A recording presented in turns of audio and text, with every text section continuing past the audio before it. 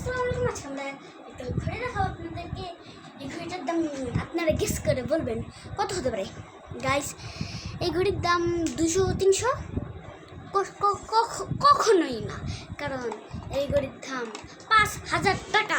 ঘড়ির দাম ঘড়ির দাম 5,000 টাকা।